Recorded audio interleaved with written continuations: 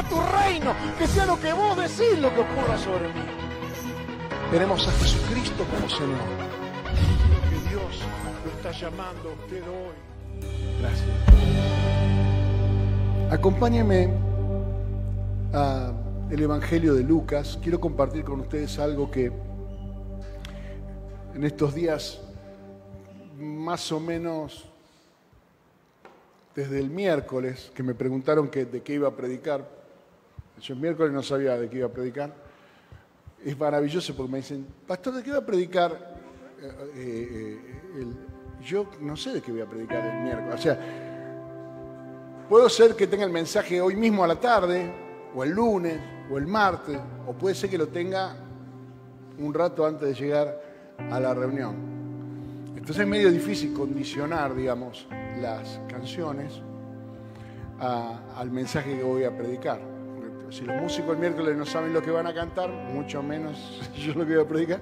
No es tan sencillo, es complicado. Entonces, uno busca en oración, no sé cómo harán otros predicadores, pero normalmente uno busca algo que le impacta personalmente. O sea, una palabra que no solamente los esté ministrando a ustedes, sino que también al ministrar, al predicar la palabra, yo también pueda estar buscando en el Espíritu de Dios algo más que lo que simplemente yo tengo aquí en el bosquejo.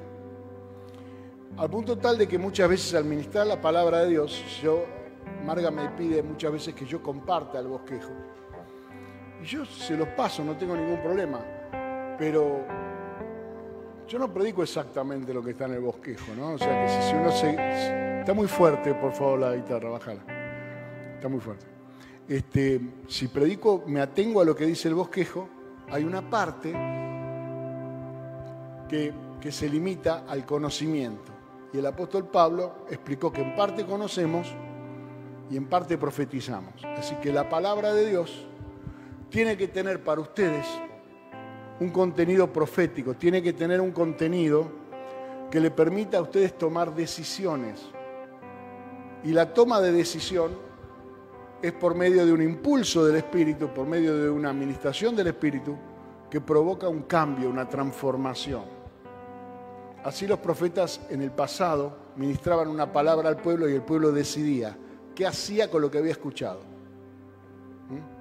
No sé si usted alguna vez ha buscado en alguna de las Biblias electrónicas, los que son más viejos como yo, por ahí tienen una Biblia gas, pero bueno, la mayor parte tiene una Biblia electrónica y pone una palabra y la encuentra cuántas veces está en el mensaje.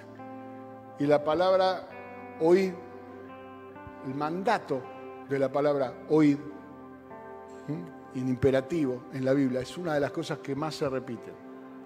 Y todas las veces que la palabra de Dios, desde la boca de Dios dice no temas, no está relacionado básicamente con temores de cosas que te pueden sobrevenir, sino no temas obedecer lo que te voy a decir. Lo que más afecta a la fe de los creyentes es el temor a creer que no van a poder cumplir con lo que salió de la boca de Dios. Sin embargo, toda palabra que sale de la boca de Dios tiene un propósito. Y la Biblia dice, la palabra que salió de mi boca será prosperada para aquello para lo que la envié. Es decir, tendrá un desarrollo, un proceso de mejora en aquel que escuche la palabra de Dios, si la toma por válida, si la obedece. Y si no lo hace, tiene el efecto contrario. Si yo resisto a la palabra de Dios, yo resisto al mismo Dios. Y es algo que deberemos los cristianos entender. Ahora, cuando nosotros hemos creído en el Señor Jesucristo, la Biblia dice que el Espíritu Santo vino a nosotros. Él es el que nos convenció de nuestro pecado y es el que nos da la fe para salvación. Sin embargo, y una característica de la inmadurez cristiana es el no saber discernir cuándo es el Espíritu de Dios el que me está impulsando a algo o cuándo es el espíritu del hombre, separado en una voluntad independiente de Dios, o cuándo es una doctrina o un espíritu extraño, porque no todo lo espiritual es necesariamente bueno. ¿Me entiende? El diablo es un espíritu.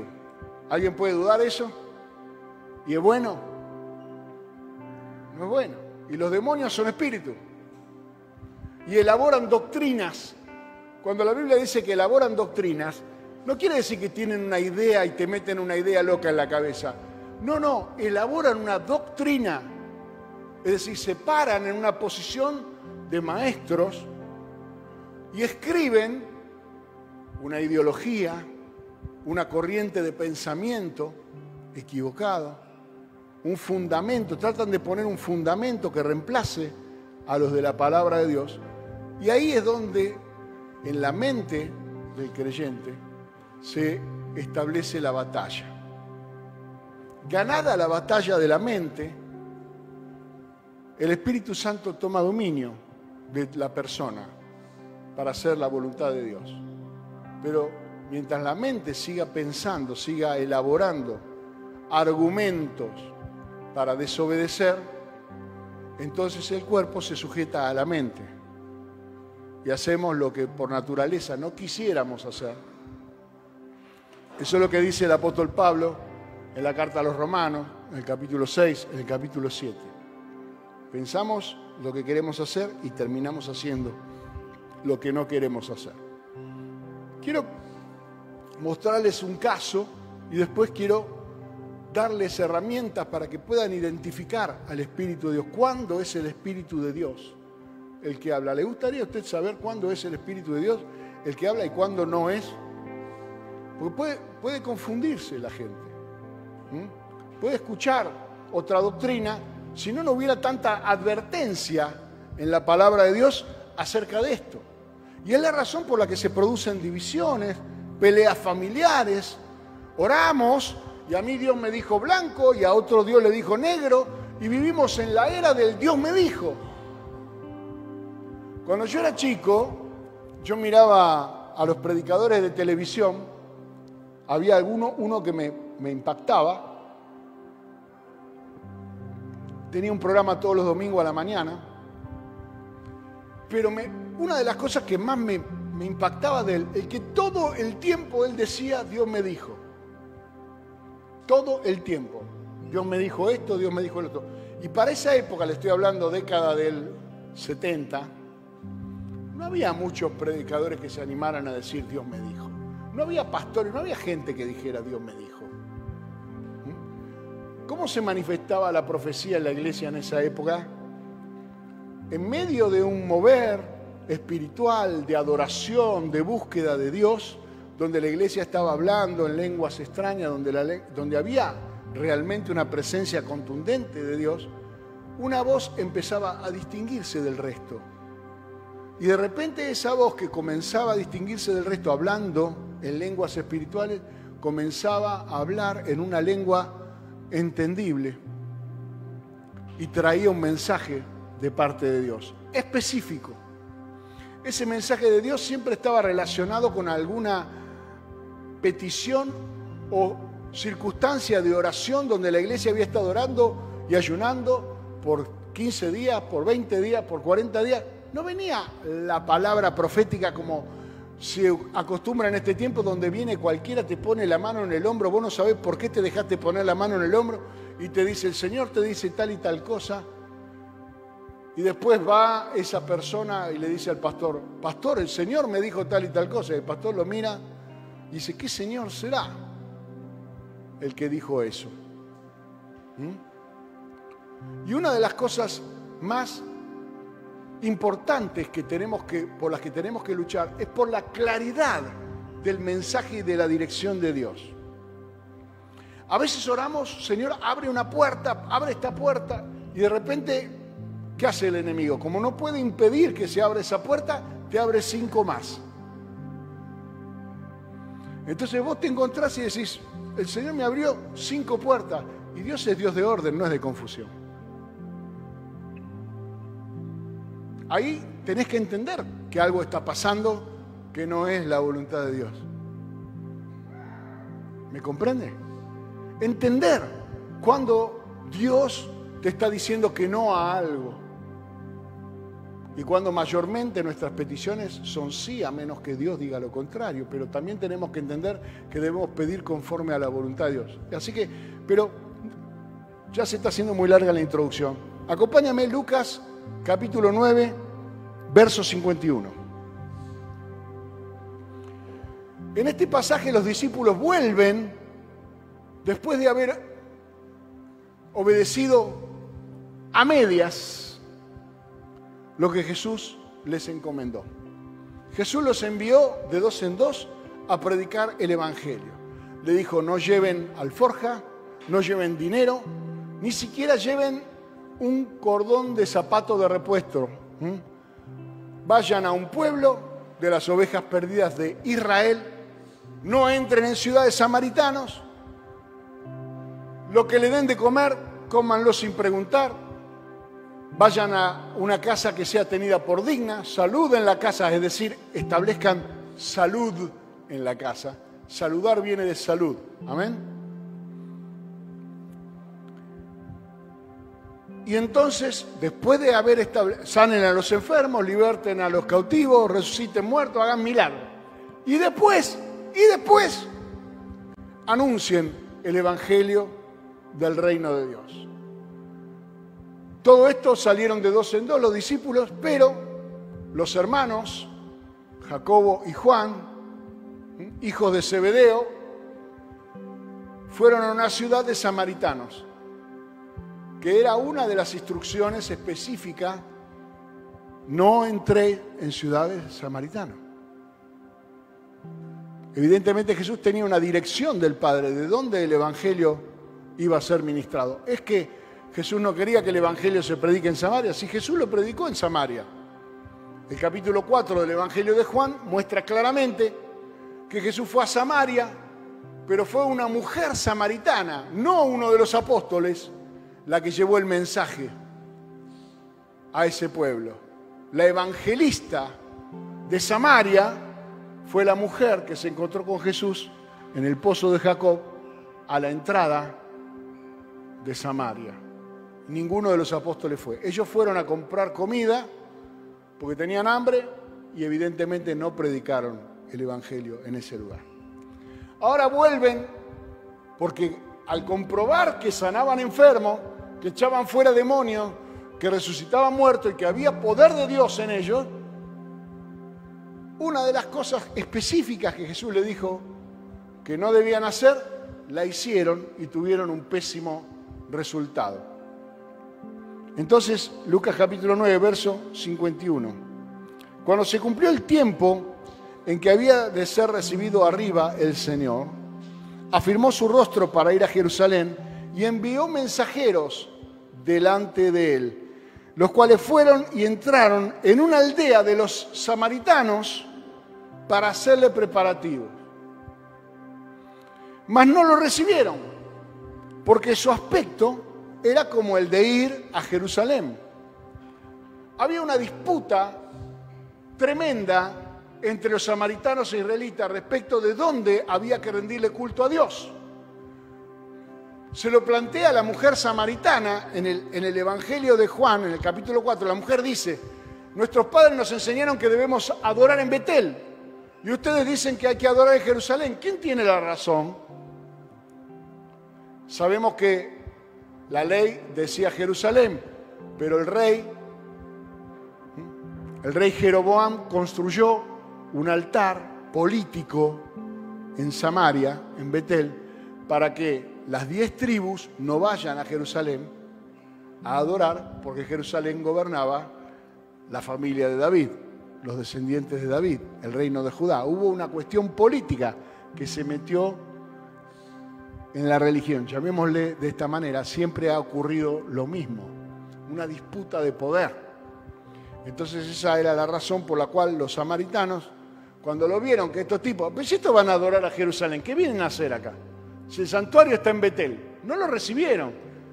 Y esa es la razón por la que Jesús les pidió que no vayan ellos, con esa pinta de judíos, a predicar en Samaria, donde claramente los iban a identificar como gente con la que tenemos problemas, con la que tenemos disputas. Usted tiene que entender esto. Por favor, el que tiene oído entienda. El Evangelio se predica por permiso. Ayer estuve en la plaza y estaban la gente predicando en la plaza y había cierta insistencia por parte de la predicadora. Tal vez usted tiene vergüenza, tal vez usted qué sé yo, tal vez aquello, tal vez lo otro. No juzgues cuando estás predicando. Porque lo que le pasa a la gente no es tu problema. Vos tenés un mensaje para ministrar. Y la gente, si vos me decís que yo tengo vergüenza, que tengo prejuicio, que soy un religioso, o que tengo temor de confesar mi pecado públicamente, por supuesto yo no voy a ir a tu llamado, a tu invitación. Aparte un tratadito me lo van a dar en cualquier lado. O sea, no. ¿Cómo se predica el Evangelio? Jesús explicó, vayan a una casa, que los reciban a ustedes, sanen a los enfermos, manifiesten el poder y la presencia de Dios que hay en ustedes y anuncien el Evangelio del reino de Dios. Por permiso. El Evangelio no es invasivo. El Espíritu de Dios no se impone. El Espíritu de Dios tiene otras características. No, pero en el antiguo pacto pasaba esto, pasaba el otro. Entonces los discípulos le dijeron a Jesús, viendo esto, sus discípulos, Jacobo y Juan le dijeron al Señor, ¿quieres que mandemos que descienda fuego del cielo, como hizo Elías, y los consuma?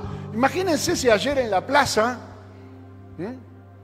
los predicadores dicen, nosotros acá hemos venido con toda la buena onda a predicar el Evangelio, cantamos canciones de Steve Green de los años 40, más triste las canciones, hermano.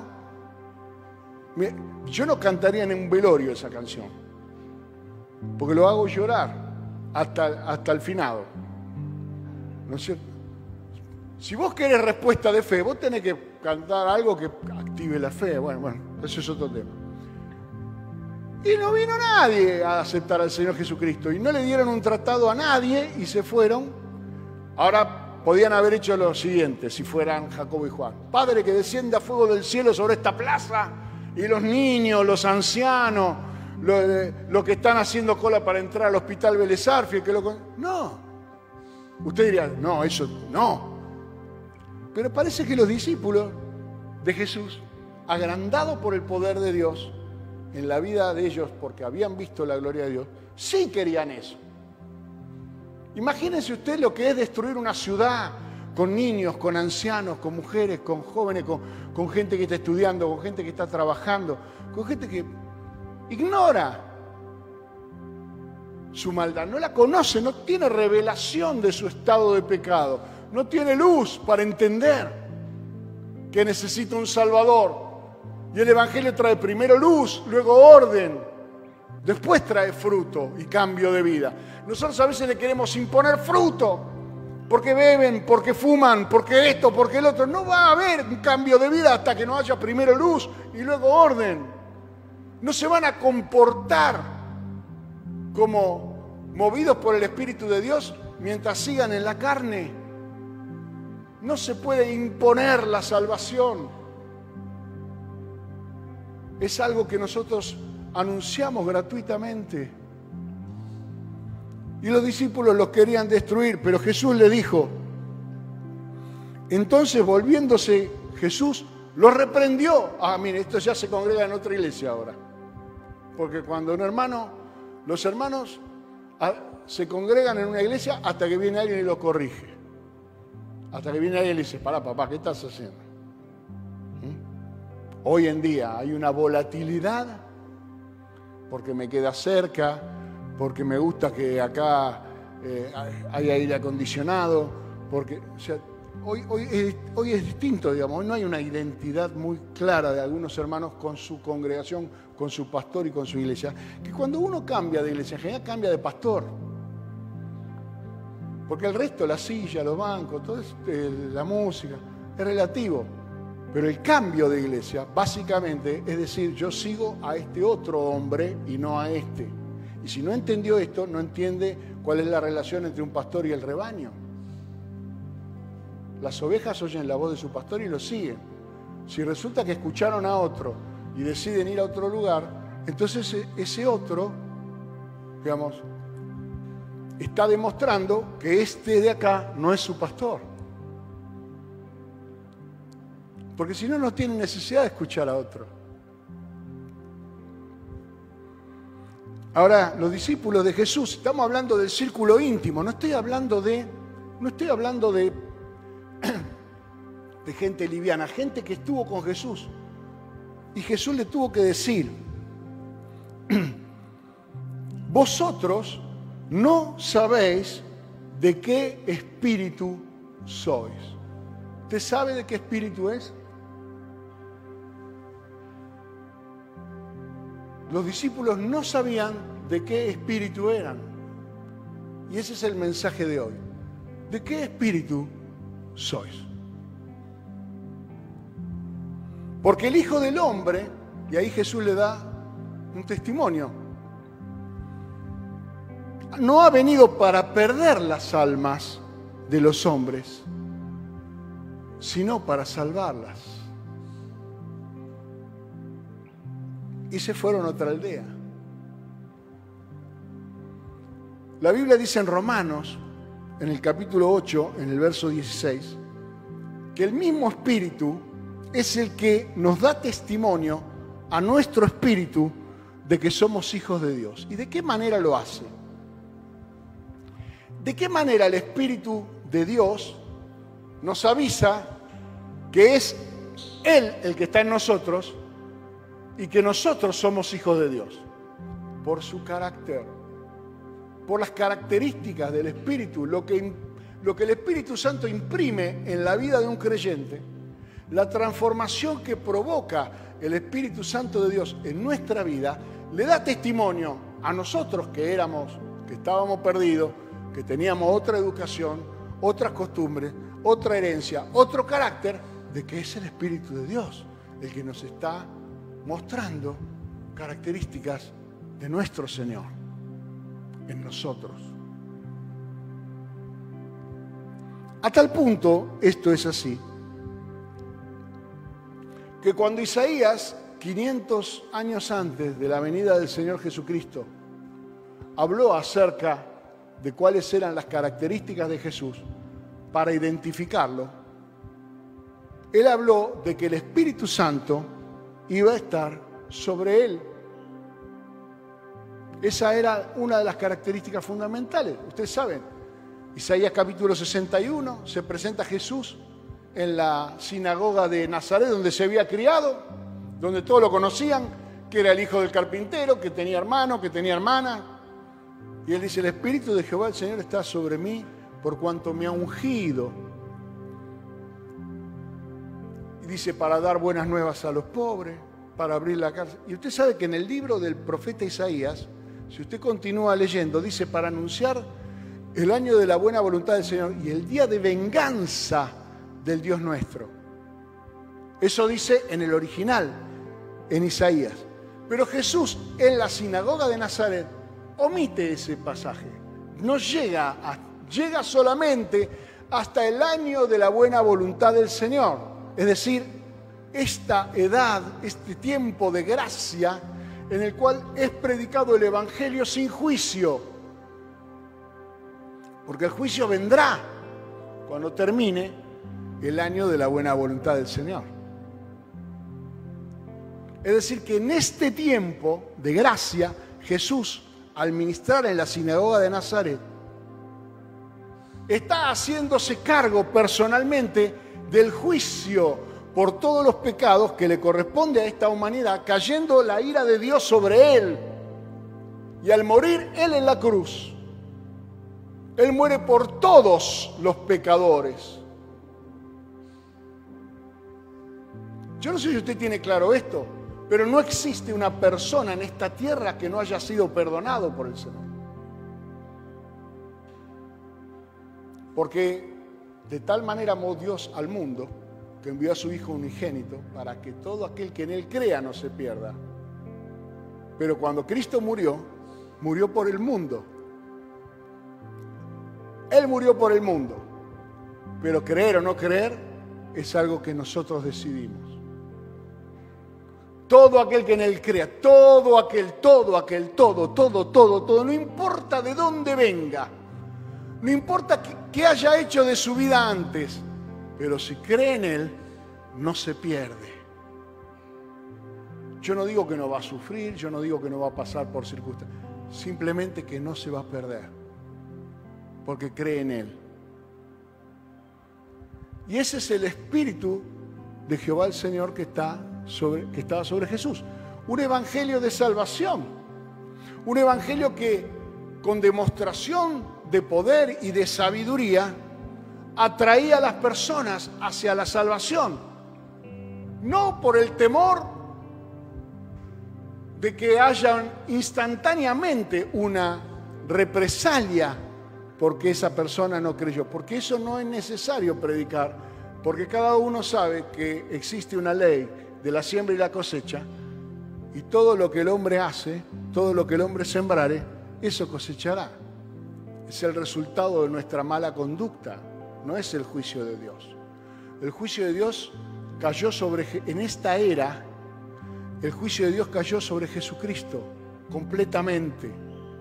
Y Dios se tomó tan en serio su lucha contra el pecado que al mirar la cruz nos damos cuenta cuánto a Dios lo disgusta y lo enoja el pecado. Pero hoy todo el mensaje de salvación consiste en llevar a ese sacrificio de Cristo en la cruz como el medio por el cual todo aquel que en Él creyere no será condenado, será salvo. Amén. Y entonces, ¿cuál es el espíritu que debemos predicar? Evidentemente el espíritu de condenación no lo es. ¿Qué hubiera sido más ejemplar que el fuego del cielo destruya a la aldea de los samaritanos que no recibieron a los discípulos de Jesús? Jesús dijo, el que no le recibe a ustedes no me recibe a mí. El que recibe a un profeta, en tanto que es profeta, recompensa de profeta recibirá. Pero el que no le recibe a ustedes no me recibe a mí. Es a mí al que no me reciben, no a ustedes. Entonces nosotros debemos cambiar. Si el espíritu que se está moviendo en nosotros es un espíritu de venganza, si el espíritu que nos está oprimiendo y es un espíritu de opresión porque no podemos ejecutar lo que ese espíritu impulsa, es un espíritu de juicio, claramente no es el espíritu de Dios.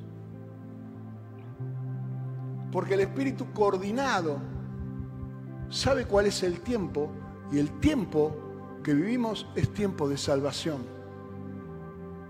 Y predicamos un evangelio de perdón, de salvación, de sanidad, de libertad. ¿Va a haber un juicio de Dios? Sí. Enseñamos que el que no muere en Cristo va a ser juzgado delante del trono blanco del Señor. Pero enseñamos, bienaventurados los que mueren en Cristo. No verán condenación, no pasarán por juicio, sino por un tribunal de premiación que se llama el Bema, que es el tribunal de Cristo, donde cada uno recibirá un galardón conforme a sus obras. Si nuestra ignorancia acerca de cómo relacionarnos con el Espíritu de Dios genera que el Espíritu de Dios se contriste, pues entonces nosotros podemos tener la confusión de creer que estamos actuando en el Espíritu y tal vez ese Espíritu no es el Espíritu de Dios. ¿De qué espíritu sois? ¿Qué clama en tu corazón el Espíritu de Dios? ¿Clama por las almas perdidas? manifiesta el amor de Dios. Manifiesta gozo, porque el fruto del Espíritu es amor, paz, gozo.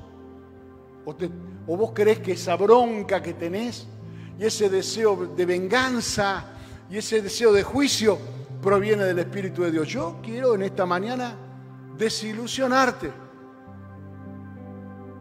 Porque en cuanto alguien se cree más que otro, ha dejado de escuchar la voz del Espíritu de Dios.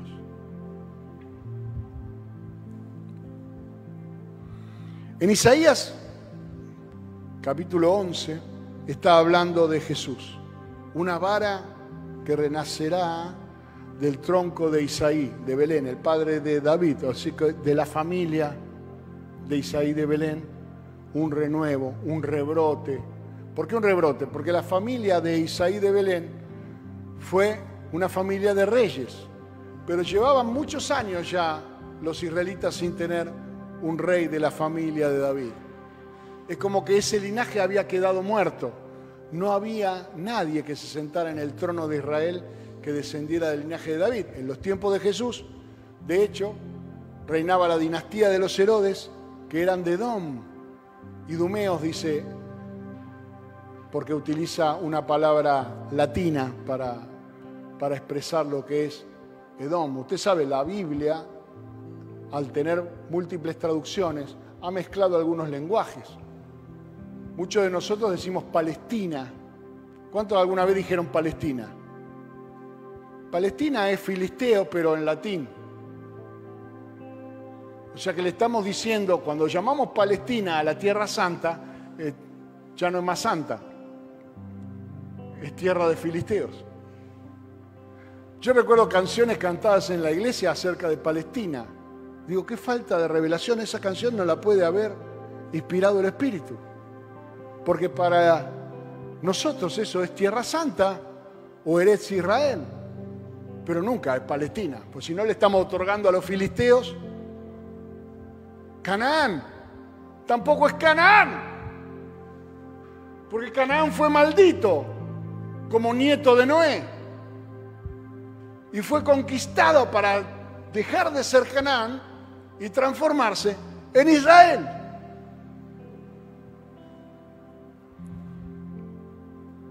Y Jesús le decía, erráis porque ignoráis las Escrituras y el poder de Dios.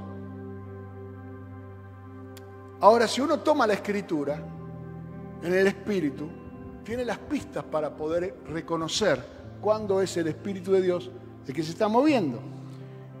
Dice Isaías capítulo 11, verso 2, y reposará sobre él, y está hablando de Jesús, el espíritu de sabiduría, el espíritu de Jehová, el espíritu de sabiduría, de inteligencia, espíritu de consejo y de fortaleza, espíritu de conocimiento y de temor de Jehová. 7 características del Espíritu Santo, del mismo Espíritu que levantó de los muertos a Jesús, del mismo Espíritu que está sobre la iglesia hoy. Reposará. Hay una enorme diferencia entre algo que invade y algo que reposa. ¿Cómo se presentó el Espíritu Santo cuando Jesús fue bautizado en el Jordán? ¿Con qué formato vino? ¿Vino como un carro de fuego? ¿Vino como un león con alas? ¿Vino como un dragón? ¿Cómo bajó? Vino en forma de una paloma,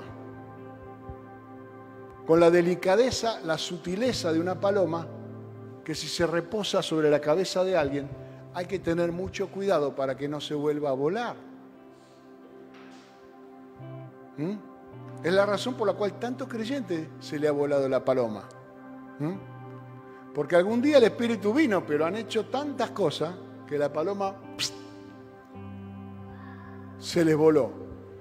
En cambio, Juan el Bautista dijo, cuando viera yo el Espíritu reposar sobre alguien y permanecer,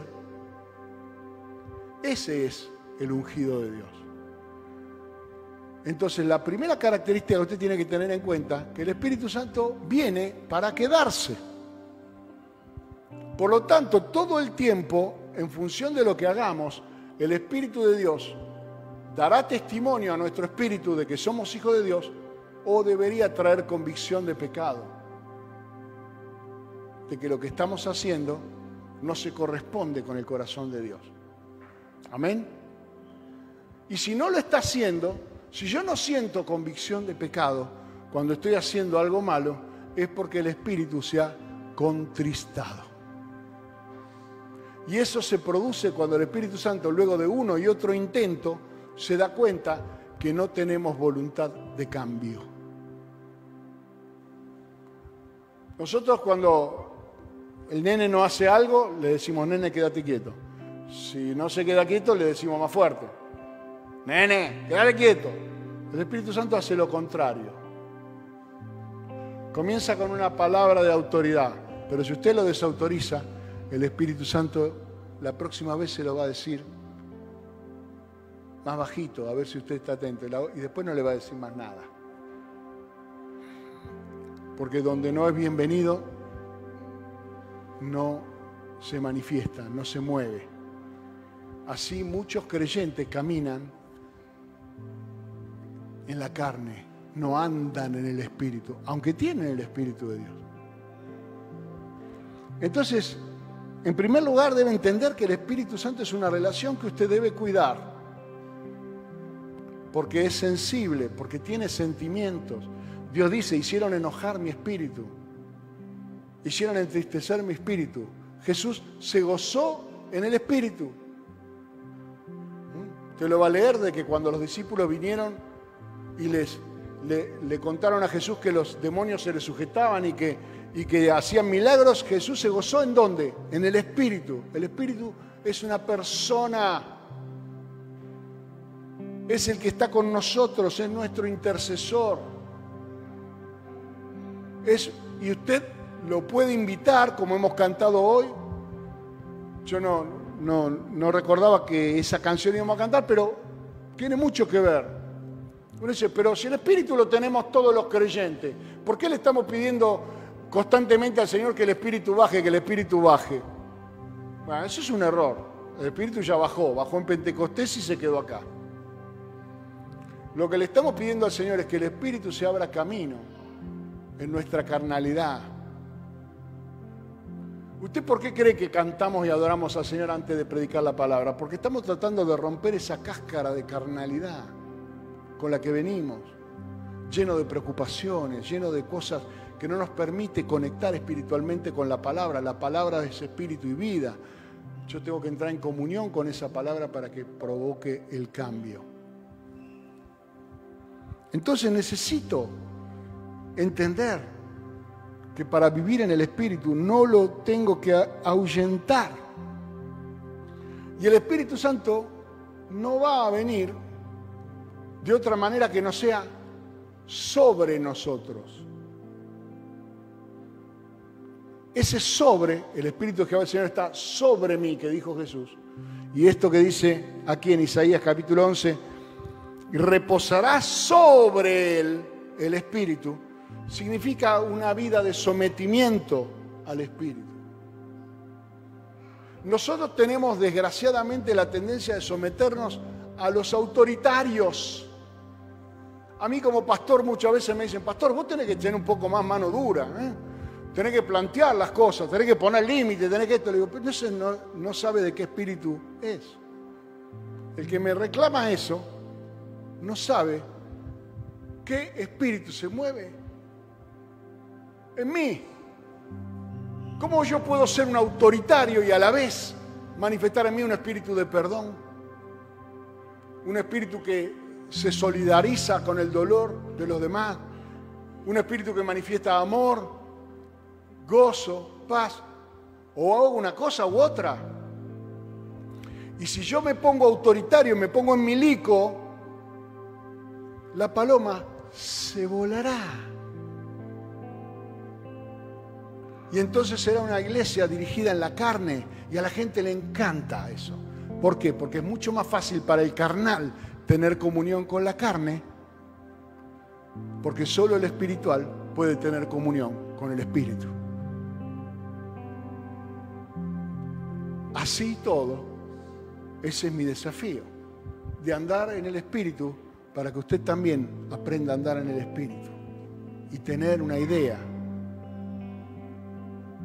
de la diferencia. Entonces no va a haber acá una cuestión de autoritarismo. Puede ser que le corrijamos, que lo reprendamos. Jesús tuvo que corregir a Jacobo y a Juan porque estaban pensando que tenían autoridad para que el fuego del cielo venga y queme. Y usted sabe que sí la tenían esa autoridad, pero no era el momento de la venganza del Señor. Eso le quitaba valor al sacrificio de Cristo. Cristo no hubiera llevado en la cruz el pecado de esos samaritanos. ¿Entiende? Porque con su muerte ellos hubieran pagado el precio de la paga del pecado y Jesús entonces no hubiera tenido sobre sus hombros. ¿No me está entendiendo lo que me estoy explicando bien? Porque es medio revolucionario lo que yo le estoy diciendo ahora, pero yo creo que entendiendo esto usted me va a entender a mí. ¿Cómo me manejo? Porque a veces la gente dice, yo no entiendo este pastor. Pero claro, si no entramos en un mismo espíritu, no me va a entender nunca. Y si hay algo que yo tengo claro, es que estoy para que las almas se salven, no para que se pierdan. No es que no veo las cosas que están mal. No es que no me molesta la impuntualidad o que no me molesta la falta de colaboración, de solidaridad. Yo hablaba con unos pastores hace un tiempo atrás y les explicaba. El hermano que está en el espíritu, que está encendido, hay que pararlo. No hay que pedirle por favor que haga algo. Es la historia del creyente que está en fuego de Dios. Al contrario, el Espíritu Santo vino a impedirle a Pablo que predique en ciertas ciudades, porque Pablo iba a predicar el Evangelio a cualquier lugar. Y el Espíritu le dijo, no, para acá no. En Asia no, en este lugar no. Y cuando yo veo a una persona que hay que andar empujándolo para que arranque, pues el Espíritu Santo no se queda sin batería. Y si hay que andar empujándolo, hay que vencer esa carnalidad que no le permite estar disponible para el servicio al Espíritu que lo mueve. Somos siervos. Pues entonces esa persona no está actuando en el Espíritu. No lo estoy juzgando, estoy tratando de entenderlo para ver cómo lo puedo ayudar. ¿Qué hacemos con los cristianos que andan en la carne? ¿Los disciplinamos? No, eso sería pedir que el fuego del cielo lo consuma. No, le tenemos paciencia. Porque el fruto del Espíritu es paciencia, bondad, benignidad, fidelidad, dominio propio. Si yo no hiciera eso, ¿en qué me estoy moviendo? Me estoy moviendo en la carne. Entonces entendamos, por favor, porque esto es vital para el desarrollo de la iglesia. El Espíritu Santo, si es bienvenido, si es apreciado, debe permanecer y yo debo hacer todo lo que esté a mi alcance para no contristarlo. Y lo fundamental es que esté sobre mí, que Él me dirija, que Él me gobierne. Porque el Espíritu Santo no viene a ser gobernado por nosotros, es Dios. No sé si alguno llevó nota de cuántas veces yo les he enseñado que cuando Dios no está en primer lugar, no está en ningún lugar. Si Dios no está en primer lugar en tu vida, pues no está en ningún lugar en tu vida. Porque Él no viene a hacerte la segunda. El Espíritu Santo no es un sesionista, es el director de la orquesta. Él es el que determina tiempo. Él es el que determina qué vamos a hacer. O está en primer lugar como estuvo en Jesús, o no está en ningún lugar. O está en primer lugar como estuvo con los 12, menos con uno, o no está en ningún lugar. sobre mí. Significa someterse para hacer su voluntad. Y recuerde que espíritu es pneuma, es respirable. O sea, ¿por qué está asociado con el aliento del hombre? El hombre necesitó respirarlo para vivir. Dios sopló aliento. ¿Usted puede vivir sin respirar? Pues entonces no puede tener vida espiritual. Si no respira, si no lo hace ya de una manera inconsciente, algo que forma parte de su manera de vivir. Vive en el Espíritu porque esa es su nueva naturaleza. Cuando la Biblia habla de bienaventurado, significa el buen viento, es el soplo del Espíritu de Dios. Esa es la bienaventuranza, no es simplemente felicidad. Una parte probablemente porque el fruto del Espíritu es gozo, pero no es solo gozo. Cuando el buen viento de Dios sopla sobre tu vida, los pobres en espíritu son enriquecidos por el Espíritu de Dios. Cuando tu espíritu no se impone sobre el Espíritu de Dios, bienaventurados los pobres en espíritu. Cuando el Espíritu de Dios se impone sobre tu vida, sos un pacificador, no sos un vengador. Después nos gusta ir al cine a ver Los Vengadores, pero no vivimos así de esa manera. No si el vecino me tira la bolsa de basura, yo entonces le mando una maldición para que el fuego de Dios lo consuma, ¿me entiende? El Señor dijo, no os venguéis vosotros, mía es la venganza, yo pagaré tranquilo a su tiempo. Si se convierte, no, pero si no se convierte, hay un juicio, tranquilo. ¿Para qué te vas a juzgar antes de tiempo si el juicio de Dios vendrá sobre los pecadores? ¿Entiende eso? ¿O le parece que el juicio que haría usted es más terrible que horrible cosa es caer en manos del Dios vivo? Dice la Biblia en Hebreos.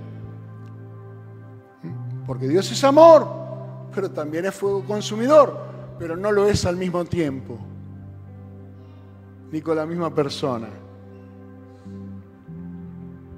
Espero estar explicándome bien. Después voy a escucharlo a ver si yo mismo entiendo lo que estoy diciendo. ¿Qué características tiene el Espíritu Santo? Espíritu de Jehová, dice, en primer lugar. Y uno dice, pero Espíritu de Jehová y Espíritu Santo son sinónimos. No, recuerde que la palabra Jehová significa el que es autosuficiente, el que es por sí mismo, no depende de nadie. Y cuando habla de Jesús, habla del Espíritu de Jehová que estaba sobre él. Él está hablando de una identidad con Dios. Cuando Moisés le pregunta al Señor, cuando se le aparece en la zarza, ¿quién es? Dios le respondió, yo soy el que soy. Si tengo que dar demasiadas explicaciones, es porque hay algo que vos no estás viendo. Yo soy el que soy significa el que vos ves. No tengo dos agendas. En la que vos ves, yo soy el que soy. El diablo es el que es y no es. Es el ambiguo. Es un ser espiritual que promueve carnalidad. Es el ambiguo. Pero nosotros como hijos de Dios tenemos una identidad. Yo no necesito estar recordándome todo el tiempo que soy un hijo de Dios. Soy un hijo de Dios. Tengo el Espíritu de Jehová que me da identidad. El que es por sí mismo, se sustenta a sí mismo, se alimenta de sí mismo, persiste por sí mismo. No dependo de espiritualidad ajena, no necesito una inyección de espiritualidad ajena. Y Jesús no la necesitaba, estaba rodeada de incredulidad y de debilidad, pero se sustentó por sí mismo durante todo su ministerio. Ese es el Espíritu de Jehová. En Juan capítulo 14, verso 9, Tomás le dijo, muéstranos al Padre y nos basta. Y Jesús le dijo, tanto tiempo que estoy con vosotros y no me has conocido. Felipe era, no Tomás. ¿No te das cuenta quién yo soy? El que me ha visto al Padre. ¿Cómo pues me dices, muéstranos al Padre? con todo lo que ellos vieron, con todo lo que ellos escucharon. No habían visto la identidad de Jesús con Jehová, con el Padre. Una de las características fundamentales del Espíritu Santo te confiere una identidad de pertenencia a Dios.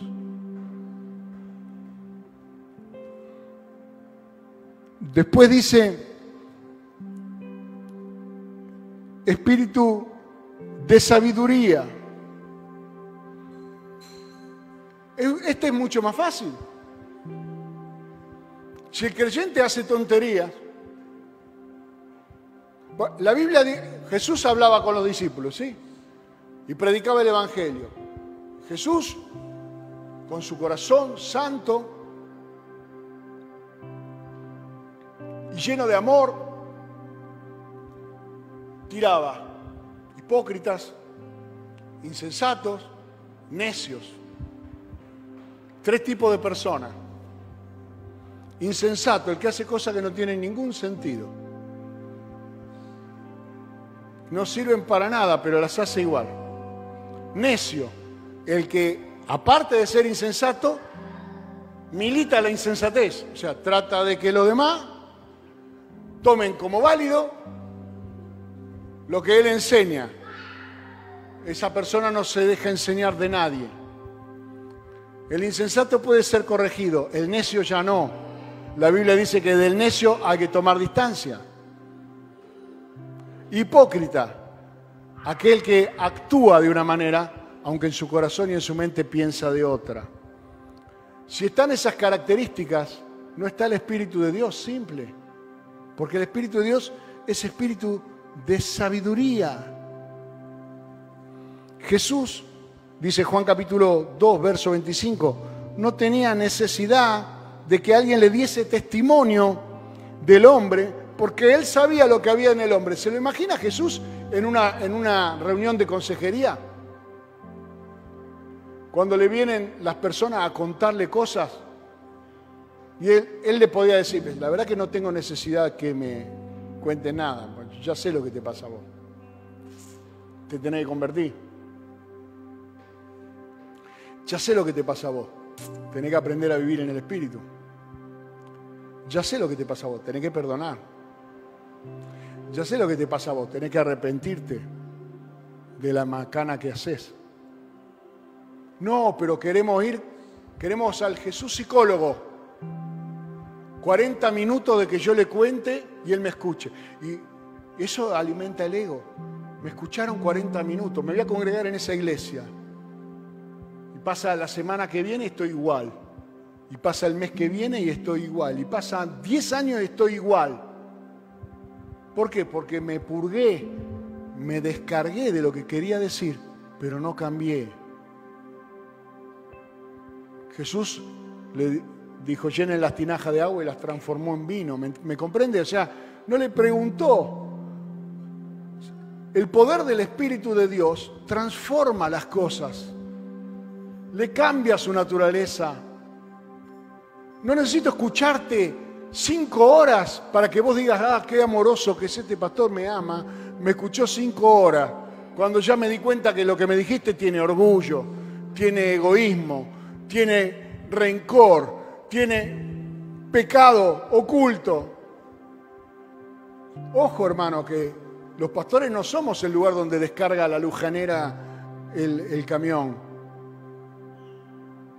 ¿Me comprende? No, porque usted me va a contar cuántos años hace que se viene peleando con su suegra. Tiene que resolverlo. O cuánto hace que se soporta ese jefe por el cual usted no ora y no perdona y no hace nada a favor de él, pero que sí se queja. Usted dirá, tal vez hoy vine más filoso que nunca, pero quiero que usted aprenda qué espíritu es el que lo está moviendo.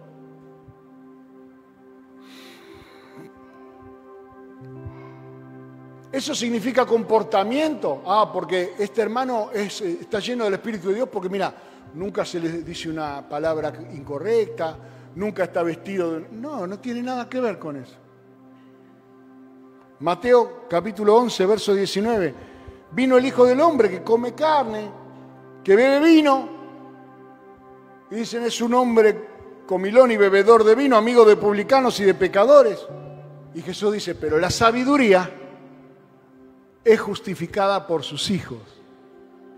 Es decir, por el fruto, por los hechos. ¿Qué clase de gente? Si usted ve que hay un ministerio que reúne gente, con todo respeto, pero ignorante, que lo que quiere es pachanga, entonces ese es el espíritu que se está moviendo. Pero si usted ve que la gente empieza a tener hambre de la palabra de Dios, del conocimiento de Dios, de aprender a tomar las decisiones correctas, de enderezar su vida y alinearla con el Espíritu de Dios, pues entonces ahí hay sabiduría. La sabiduría es reconocida por sus hijos, por su fruto, por sus seguidores. Espíritu de inteligencia. Usted sabe que hay mucha gente que es sabia, es decir, si usted le pide un consejo, le va a dar un buen consejo. Por la experiencia, pero no puede mirar lo que está pasando a su alrededor y entenderlo. Y eso es la inteligencia, entender lo que te pasa, entender lo que pasa a tu alrededor, discernir. Inteligencia viene de intellegere, de leer entre líneas, de leer más allá de lo evidente, de entender qué está pasando. Y antes de aplicar sabiduría, se necesita la inteligencia. Y la inteligencia es de carácter espiritual pura y exclusivamente. No es ni emocional, ni es un cociente de nuestra red neuronal. Porque la Biblia dice en Job capítulo 32, verso 8, ciertamente espíritu hay en el hombre y el soplo del Omnipotente le hace que entienda. Por eso dice que debemos pedir a Dios que su Espíritu haga que podamos entender. Fíjese los dones del Espíritu. Puede hablar una lengua que nadie le enseñó. Puede interpretarla. Puede hablar de cosas que están en el porvenir. Puede discernir qué espíritu se está moviendo. Es inteligencia. ¿Me comprende? Entender. En el capítulo 20, verso 22 de Juan, Jesús, habiendo dicho esto, sopló y le dijo, recibid el Espíritu Santo. Si usted lee el mismo pasaje, en el Evangelio de Lucas, dice, les abrió el entendimiento para que comprendieran las Escrituras. Está hablando de lo mismo. ¿Para qué le pidió que reciban el Espíritu Santo? Porque durante 40 días Él le iba a dar instrucciones antes de Pentecostés, antes de ascender al cielo. Sin el Espíritu no podemos entender. Así que si estás entendiendo algo, ahí ya se está moviendo el Espíritu de Dios. Hay que dejarlo que avance. Hay que alimentarlo para entender cada vez más, cada vez más, cada vez más. Y en la medida que Dios va generando ese conocimiento de Dios, es nuestra inteligencia. El principio de la sabiduría es el temor de Dios. Pero el conocimiento del Altísimo, el conocer a Dios, esa es la inteligencia. Amén. Después dice espíritu de poder. Y acá usted tiene que entender que el poder tiene dos dimensiones. Tiene la de las limitaciones humanas dentro de vos mismo y de aquello que implica el prójimo. Poder significa dos cosas. Si yo, qué sé yo, ejercito mis músculos y levanto, no sé, 50 kilos, en la medida que yo voy ejercitando más mis músculos, mañana puedo levantar 60. Entonces tengo más poder. Y si puedo levantar 100, tengo más poder. Y si yo corría 5 kilómetros y ahora corro 15 kilómetros, yo puedo más. Tengo más poder. Eso es una dimensión. Pero en la Biblia la palabra poder también es liderazgo, es autoridad sobre otro. Y una de las cosas que el Espíritu Santo provocará en la vida del creyente es el dominio propio que es el poder de gobernarse a sí mismo, y la autoridad, el liderazgo para poder ser una influencia sobre otro. Y de eso está hablando aquí. Jesús era influyente, al punto tal de que cuando Él entra en Jerusalén la última semana, su influencia había cautivado de tal manera a los israelitas que al verlo entrar en un burrito, arrojaban sus mantos, que es lo que se hacía para que una persona sea declarada rey. O sea, en Israel la costumbre era que los que arrojaban su manto en el piso y paraban arriba de ese manto a uno de sus hermanos, lo habían declarado líder, lo habían puesto en el gobierno. Así hicieron con Jehú, cuando Eliseo trajo profecía sobre Jehú para que sea rey. Lo mismo hicieron con Jesús. Cuando Jesús venía con el burrito, arrojaron mantos a sus pies, y los que no tenían mantos, porque había gente pobre, humilde, cortaron ramas y arrojaban ramas para demostrar que ellos también querían que Él fuera el rey. Domingo de Ramos. Nos acordamos de tiempos del catolicismo pasado. Fue el día que Israel, antes de la crucifixión, reconoció: bienaventurado, bendito el que viene en el nombre del Señor, el Rey de Israel. Tomaban ramas de palmera y salieron a recibirle y clamaban: Hosana, bendito el que viene en el nombre del Señor, el Rey de Israel. Hay una autoridad que el Espíritu Santo te dará, aún sobre personas que se creen superiores a vos en intelecto, en conocimiento. Yo he ministrado personas con mucha más preparación y he tenido influencia sobre personas con más poder económico, con más poder político y con más conocimiento. Pero ¿qué es lo que me movía a mí? El amor de Dios y la unción del Espíritu. Lo que usted necesita es la unción del Espíritu y la palabra de Dios. Espíritu de conocimiento, ya voy llegando al final, no los quiero aburrir. Si se aburre con esto, lo lamento, pero lo tengo que terminar. Conocimiento es intimidad. Conoció Adán a Eva, su mujer, y concibieron a Caín, su hijo. Conocimiento es intimidad. María quedó embarazada del Espíritu Santo, pero José no la conoció hasta que no nació Jesús. Eso es lo que dice el Evangelio de Mateo. Conocimiento es intimidad. Conocimiento no es lo mismo. De repente yo le muestro una foto de alguien y le digo: ¿lo conoces a este? Y usted me dice: ah, este es el presidente Fernández. ¿Pero lo conocés? No, lo reconoces de verlo, pero lo conocés de verdad. Sabés cómo vive, qué piensa, qué hace, qué lo mueve. ¿Realmente lo conocés? ¿Conocés realmente a los candidatos que votás? Usted sabe que si el candidato tiene un nombre que es fácil de recordar, la gente lo vota más. Hay una película que vi hace un tiempo atrás de un candidato que se llamaba igual que otro que murió. Y la gente lo votó porque conocía el nombre. ¿Y al otro quién lo conoce? ¿Escuchó usted alguna vez a alguien decir: a este quién lo conoce? Y quién lo conoce no significa una falta de respeto total por esa persona. ¿Cómo decimos cuando alguien viene a aconsejarnos o a pedirnos que hagamos algo y no queremos obedecer? ¿Pero quién te conoce, papá, vos? ¿Ah? ¿Con qué autoridad venís? En cambio, el Espíritu conoce a Dios. Por eso el conocimiento se expresa en la vida de alguien que conoce a Dios. Una cosa es predicar el Salmo 23 y otra cosa es conocer al buen pastor. Son dos cosas distintas. Una cosa es predicar de la unción, otra cosa es tenerla. Una cosa es hablar de algo y otra cosa es vivir de lo que uno habla. Espíritu de conocimiento.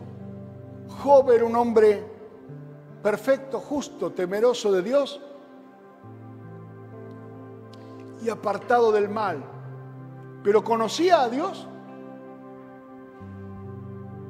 ¿Por qué cree que pasó por toda esa prueba? El propósito de la prueba fue que él conozca a Dios, a un Dios al que servía sin conocerlo. Yo conozco que todo lo puedes y que no hay pensamiento que se esconda de ti.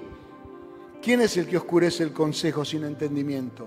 Yo mismo, mi mente. Por tanto, yo hablaba lo que no entendía, cosas demasiadas maravillosas para mí, que yo no comprendía. De oídas te había oído, pero ahora tengo luz, ahora mis ojos te ven. 1 Samuel capítulo 3, el joven Samuel servía a Jehová en presencia de Elí, pero no conocía a Jehová, ni la palabra de Jehová le había sido revelada. El Dios desconocido que tenían en Atenas, al que adoraban sin conocerlo. Pero lo que el Espíritu de Dios trae es conocimiento de Dios. Y cuando vos hablas de alguien desconocido, podés decir cualquier cosa. Y si un predicador que desconoce a Dios es escuchado por gente que desconoce a Dios, entonces se arma ahí una doctrina completamente extraña. Si la gente no conoce a Dios, pero por lo menos el predicador conoce al Señor, pues entonces hay esperanza.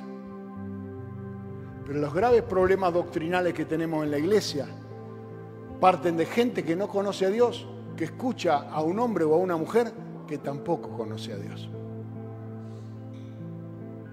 que no tiene intimidad, que no tiene relación. Creo que estos días que yo pasé por esta prueba de salud también me han servido para conocer un poco más profundamente a Dios. Fui a los médicos, fui a todo como todo el mundo debe hacer. Pero no pegan una, hermano, cuando Dios interviene. El neurólogo cree que el que estuvo bien fue el kinesiólogo cree que lo que estuvo bien fue la medicación que me dio. Nadie sabe explicar qué pasó. Pero algo que era para 6 meses, Dios lo resolvió en 3 semanas. Y ustedes tienen testimonio, basta con mirar las prédicas para atrás para ver cómo tenía yo la cara y cómo la tengo ahora. Conocimiento es intimidad, conocimiento demanda tiempo. Jesús se apartaba de los discípulos, decía, ustedes quédense acá, yo me voy a orar. Y dice, pero Jesús lleno del Espíritu Santo era el Hijo y el Espíritu, 2 de 3, necesitaba orar para tener perfecta comunión con el Dios Padre. Y por último, cuando dice espíritu de temor de Dios, yo sé que la gente confunde temor de Dios con miedo, con terror. Es absurdo esa comparación cuando Dios tantas veces te dice no temas, no temas, no temas, no temas, a mí no me temas. Cuando nuestras Biblias traducen temor de Dios, no encontrando los traductores una palabra mejor, por respeto, reverencia, que se manifiesta en mansedumbre y obediencia. Eso es temor de Dios. Jesús dijo, venid a mí todos los que estáis trabajados y cargados, que yo os haré descansar. Ni más trabajo, ni más carga, ni más religiosidad, ni más sacrificio humano. Quiero que entren en el Sabbat, quiero que entren en el reposo como los israelitas debían haber entrado. Llevad mi yugo sobre vosotros, el que yo tengo con el Padre, el que yo tengo con el Espíritu. Ese es el yugo. El Espíritu de Dios. Y aprended de mí que soy manso y humilde de corazón. Presten atención. Predicadores del siglo XXI que condenan, que pareciera que maldicen, como si estuviera bien, que conspiran contra las autoridades civiles, que conspiran con la iglesia para desobedecer. Cuando la obediencia es una de las características del Espíritu Santo. La capacidad de obedecer, ser manso. ¿Cómo debe ser el creyente? Manso. Vamos a hacer una sentada y vamos a ponernos el pañuelo de colores y vamos a... Manso. No me están pidiendo que adore la estatua de Nabucodonosor. Me están diciendo que me sujete a la ley. Pero la ley es del hombre. ¿Y yo qué soy? Un hombre.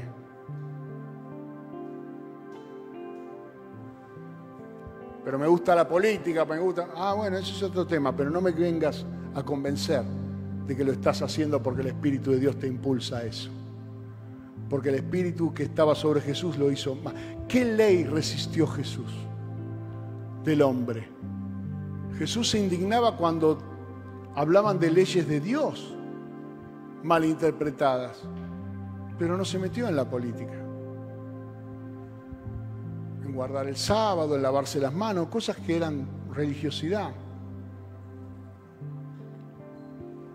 Aprended de mí que soy manso y humilde de corazón, y entonces, entienda esto, hallaréis descanso para vuestras almas. ¿Cómo entro yo? ¿Por qué sigo trabajado y cargado? Porque me rebelo, porque me resisto a todo. Porque contiendo contra todas las cosas que no me gustan. Entonces mi alma no tiene descanso. Pero si yo aprendo de Jesús a ser manso y humilde de corazón, mi alma entra en el reposo del Señor. Dejo al Señor ejecutar su venganza. Dejo al Señor ejecutar su justicia. Dejo al Señor ordenar las cosas. Y si Él en este tiempo no lo quiere hacer, pues entonces yo igual sigo confiando en el Señor.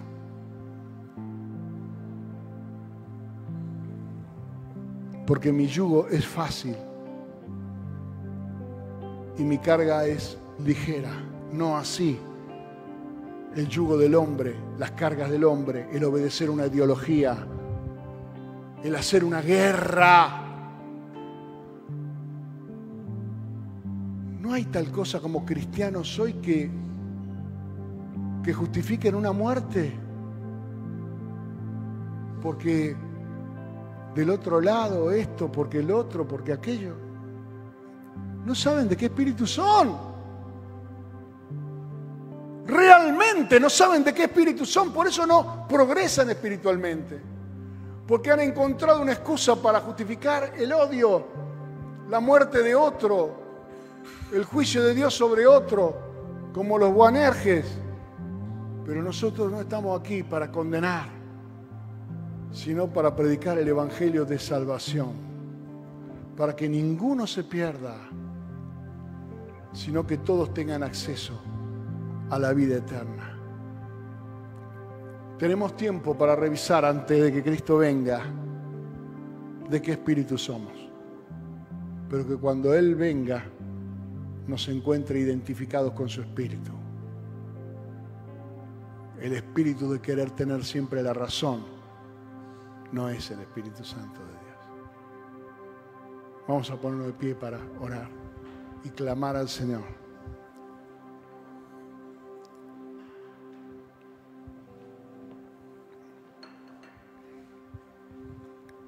Discúlpeme si fui un poco largo hoy. Cuando lo mire en su casa, léalo, véalo en etapas, capítulo 1, capítulo 2. como la serie de Netflix, hermano, que a veces uno se sienta ahí y se mira 4 capítulos al hilo y no le parece que estuvo mucho tiempo. Las maratones. Bueno, hoy tuvimos una maratón, pero creo que hay sustancia para tomar decisiones correctas. Padre, te damos gracias en el nombre de Jesús.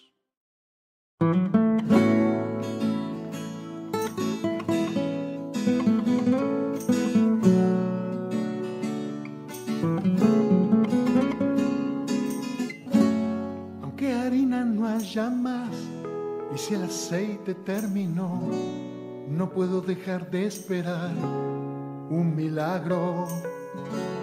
Aunque de frente tenga el mar y el enemigo venga atrás, yo seguiré pidiéndote un milagro. Aunque la tumba se cerró y el cuarto día ya llegó, no puedo dejar de esperar un milagro. Espero un milagro. Tú eres Dios de milagros. No me avergonzaré de esperar de ti un milagro. Espero un milagro. Tú eres Dios de milagros. No me avergonzaré de esperar de ti un milagro. Que gruña como un león el enemigo Satanás, en Jesucristo el vencedor voy a confiar. Espero un milagro. Tú eres Dios de milagros. No me avergonzaré de esperar de ti un milagro. Espero un milagro. Tú eres Dios de milagros. No me avergonzaré de esperar de ti un milagro.